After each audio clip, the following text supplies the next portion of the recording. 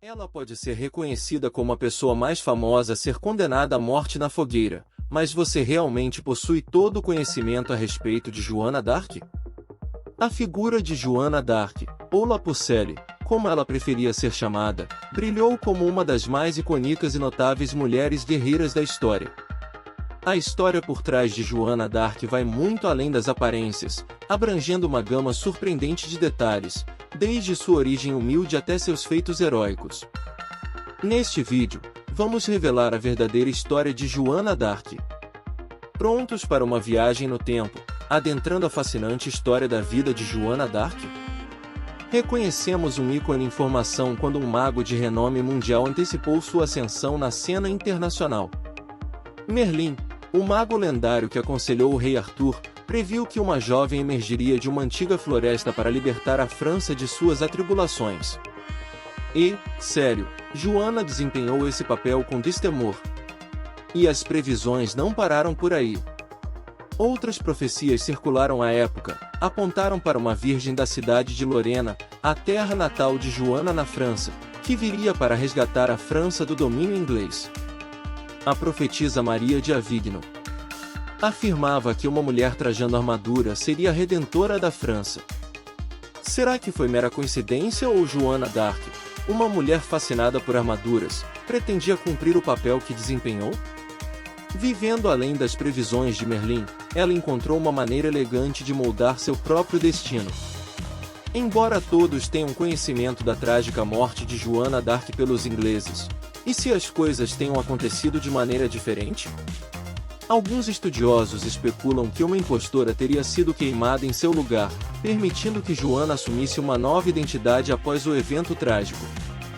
Após sua morte, surgiu uma tradição na qual as mulheres reivindicavam ser Joana d'Arc, entretanto, a maioria desses casos eram falsos.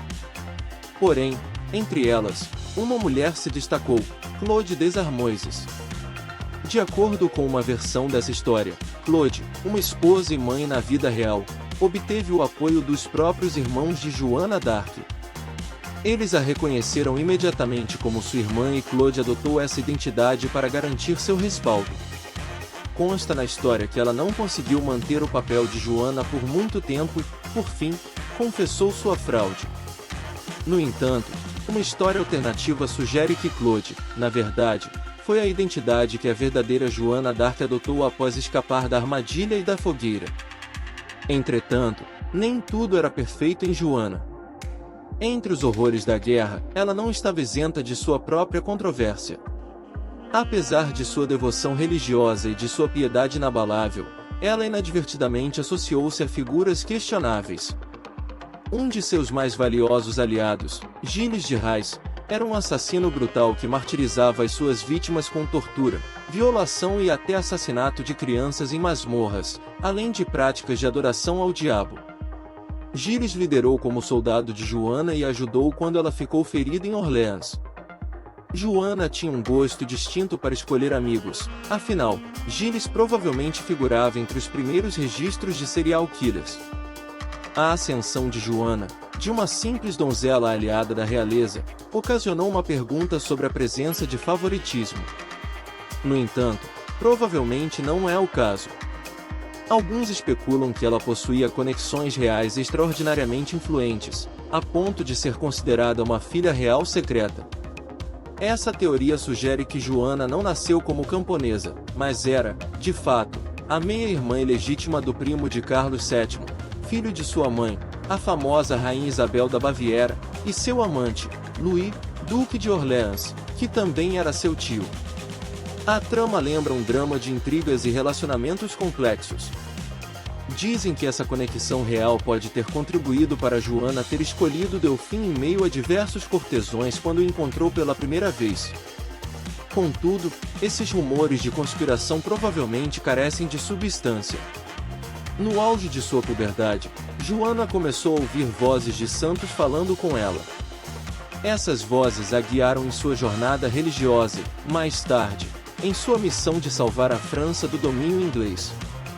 Enquanto ela era vista como uma santa ou profetisa em seu tempo, Hoje, à luz de nossa compreensão moderna, essas vozes poderiam ser atribuídas a condições médicas como esquizofrenia, transtorno bipolar ou uma forma específica de epilepsia que explica suas alucinações auditivas. Vale notar que a falta de acesso aos médicos modernos torna-se impossível afirmar com certeza a causa exata. Além das condições médicas, alguns estudiosos contemporâneos especulam que Joana poderia ter sofrido de tuberculose bovina, argumentando que a ingestão de leite não pasteurizado poderia ter causado danos pulmonares. Joana também possuía conexões impressionantes, e muito provavelmente, não por acaso, alguns sugerem que a influente duquesa Yolande de Aragão, futura Anjou, usou Joana como uma ferramenta política e de propaganda para promover a causa do futuro rei Carlos VII. Yolande era sogra de Carlos e fervorosa defensora de sua ascensão ao trono, rivalizando com os ingleses e o Duque da Borgonha. Talvez Yolande percebesse que a história divina de Joana inspiraria o povo a apoiar Carlos na luta contra a Inglaterra. Dessa forma, Yolande poderia ter usado Joana como uma peça estratégica em seu jogo político, uma maneira astuta de obter o que queria. Ou talvez a realeza simplesmente tenha se afeiçoado a Joana, encantada por sua personalidade cativante. Pode ser que ela tenha encontrado maneiras de conquistá-los, como quando surpreendeu Carlos ao reconhecê-lo em meio à multidão, mesmo disfarçado. Com certeza, ser parte da família real francesa no ano de 1429 não deveria ser fácil. A trama não faltou quando Joana chegou à corte de Chinon. Naquela ocasião, Carlos havia substituído seu trono por um amigo, que ocupava o assento real como uma brincadeira. Joana não se deixou enganar. Ela identificou Carlos no meio da multidão e se dirigiu a ele diretamente, desmascarando o truque do rei em sua tentativa de permanecer incógnito. Isso certamente não passou despercebido para Joana, que mostrou sua sagacidade ao rei. Embora Joana d'Arc seja lembrada como uma destemida guerreira e mensageira celeste, ela também era notoriamente crítica. Na verdade, a menos que você compartilhasse suas crenças religiosas, Joana provavelmente não teria sido sua companhia preferida. Apesar de seu papel como profetisa virginal e guerreira, Joana não demonstrou muita tolerância para com outros cristãos marginalizados, considerando-os hereges. Uma carta ditada por Joana condena as hussitas, um grupo descrito por historiadores como protestantes, seguidores de práticas vergonhosas e supersticiosas. Ela alegava que os hussitas perseguiam a fé que Deus Todo-Poderoso, o Filho e o Espírito Santo tinham erguido, fundado, exaltado e iluminado por meio de milagres.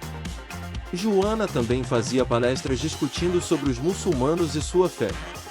Parece que ela não era uma figura que evitava confrontos verbais. A puberdade é um período turbulento na vida de todos, mas para Joana d'Arc, foi particularmente difícil. Enquanto seu próprio corpo e os corpos de seus colegas passaram por transformação, ela também estava lidando com vozes que ouvia de santos e arcanjos. Essa experiência começou quando ela tinha apenas 12 ou 13 anos. Certamente, não foi um momento fácil, lembrando-nos que a adolescência pode ser um momento tumultuado, independentemente da época. Além disso, lidar com essa montanha-russa hormonal já era complicado o suficiente, mas para Joana, havia uma complexidade adicional de entender essas mensagens divinas. Ela estava recebendo instruções para liderar um exército à vitória baseada nessas vozes. Essas vozes poderiam ter sido causadas por uma onda de hormônios? Vale a pena destacar que uma das primeiras mensagens que ela recebeu foi a de que não deveria se envolver romanticamente com um homem, mas sim manter sua virgindade. Em meio a essas vozes interiores, Joana também expressou uma agressividade característica. Sua atitude intensa, muitas vezes dirigida aos soldados adultos que comandava, era evidenciada por sua retidão moral. Ela proibia palavrões e obrigava seus subordinados a comparecerem às missas religiosas. Joana também expulsou amantes e prostitutas do acampamento com sua espada. Certa vez, ela até tentou dar uma tapa em um escocês que confessou ter comido carne roubada. Seja lá o que Joana estava passando em sua puberdade, certamente não a deixou mais piedosa. Joana d'Arc autodenominou-se La Pucelle, que pode ser traduzida como a empregada ou a jovem. Essa escolha de apelido provavelmente estava ligada às suas conotações religiosas, refletindo sua associação com a pureza e, em particular, sua virgindade e devoção à Virgem Maria. Esse título a distingue das mulheres presentes ao redor dos soldados, muitas das quais eram prostitutas. Também é possível que ela simplesmente não goste muito do seu próprio nome, Joana. A misteriosa trajetória de Joana d'Arc em direção ao martírio e à santidade é repleta de intrigas, conspirações e elementos mágicos. Desde as vozes que ouvia em sua cabeça, possivelmente originadas de alguma forma de doença mental, até as profecias de Merlin, sua história é inegavelmente fascinante para a Idade Média. Foi um plano divino?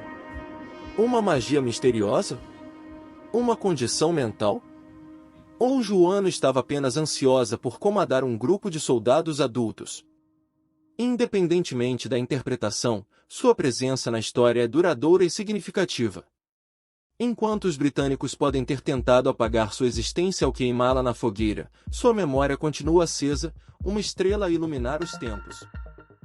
Se você gostou do vídeo, não deixe de curtir, se inscreva no canal e ative o sininho, para nos ajudar a saber se devemos fazer vídeos semelhantes. Até a próxima!